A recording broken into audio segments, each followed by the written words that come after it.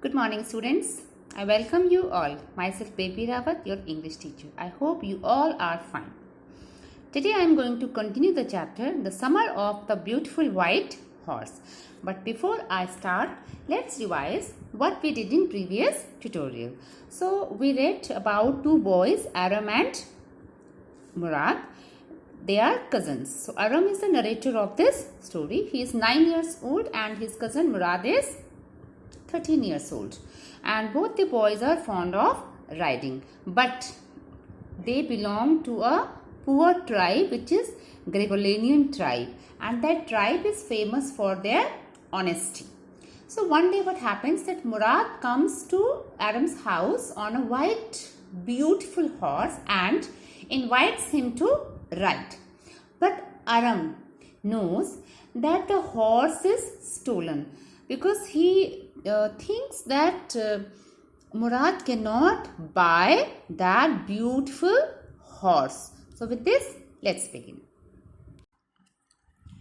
Consequently, even though I could see the horse so magnificent is extremely beautiful, even though I could smell it so lovely, even though I could hear it breathing so exciting, even I couldn't believe the horse had anything to do with my cousin Murad or with me or with any of the other members of our family, asleep or awake, because I knew my cousin Murad couldn't have bought the horse, and if he couldn't have bought it, he must have stolen it, and I refused to believe he had stolen it. So now see student, full paragraph is in one line, full stop is here.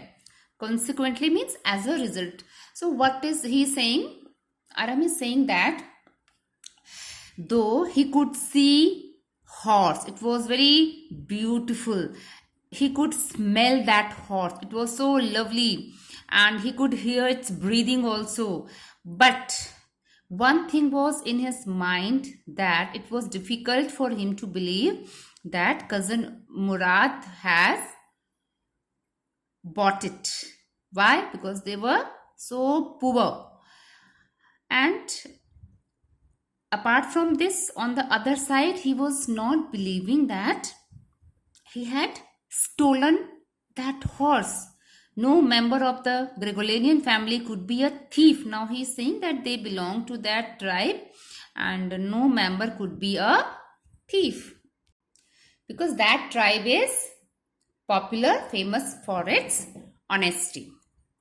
I stared first at my cousin and then at the horse. There was a pious stillness and humor in each of them, which on the one hand delighted me and on the other frightened me. Now, why delighted? He was delighted because he was fond of riding. So when he saw that horse, he was delighted. And why he was frightened? Why was he frightened? Because he thought that horse was stolen by Murad. Murad, I said, where did you steal this horse?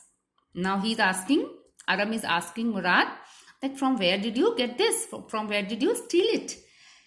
Leap out of the window, he said, if you want to ride. It was true then. He had stolen the horse.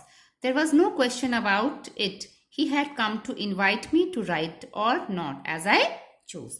So now, when Aram asked Murad that from where did he get it, Murad did not answer his question. Instead, he said, come out of the window if you are willing to ride. And when Murad did not answer question of Aram, Aram understood that it was surely stolen. Well, it seemed to me stealing a horse for a ride was not the same thing as stealing something else, such as money. For all I knew, maybe it was not stealing at all. If you were crazy about horses the way my cousin Murad and I were, it was not stealing. It wouldn't become stealing until we offered to sell the horse, which of course I knew we would never do. Now, we can see here that how the author was fond, narrator was fond of. Then what he is saying, that he thought that stealing horse for just right was not stealing at all. And here he is saying that if both the boys were crazy about horses, means they were crazy about horse riding, then taking a horse was not a steal until they would sell it. And of course, he is saying now that of course he knew that they would never sell the horse. So if they are not selling and if they are not earning money by selling it, then it is not stealing. Let me put on some clothes. I said, put on means wear. So then he said to his cousin that, let me wear something. All right, he said, but hurry. All right, Murad said, all right, make it fast. I leapt into my clothes. Then narrator wore his clothes. I jumped down to the yard from the window and leapt up onto the horse behind my cousin Murad. Now he is saying that through the window, he jumped on the horse and behind his cousin Murad. That year we lived at the edge of town on Walnut Avenue. W is capital, A is capital, so you can say it's name of a place. And that year means how poor they were, that they are saying that they were not having any particular house. So that year is using this, that year they would live where? At the edge of the town on Walnut Avenue. This is name of a place. Behind their house was the country, vineyards, orchids, irrigation ditches and country road. So now this is description that he is saying that behind their house there was country. Country is used as dehat, and vineyards, orchids and irrigation ditches and country roads.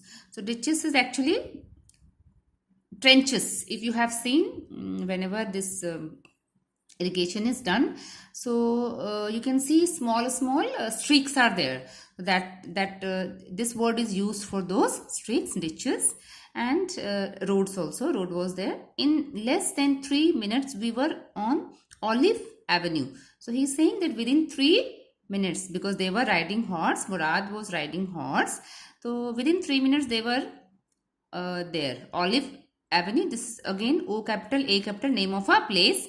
And then the horse began to trot. Trot is pace of walk of horse is called trot.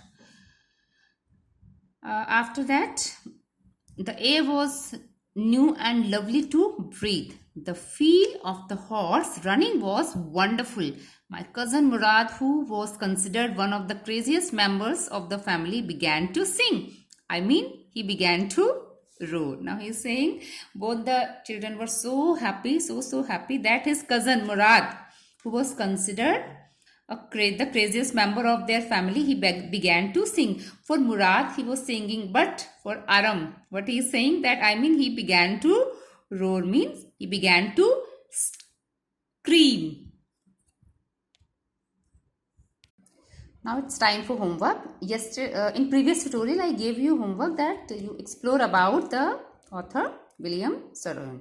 And today's homework is explore about his writings of William Saroyan. So you will write in 100 words, almost 10 lines in your homework notebook about the writings of William Saroyan. That's all for today, students. I wish you good health. Stay healthy, stay safe. Thank you.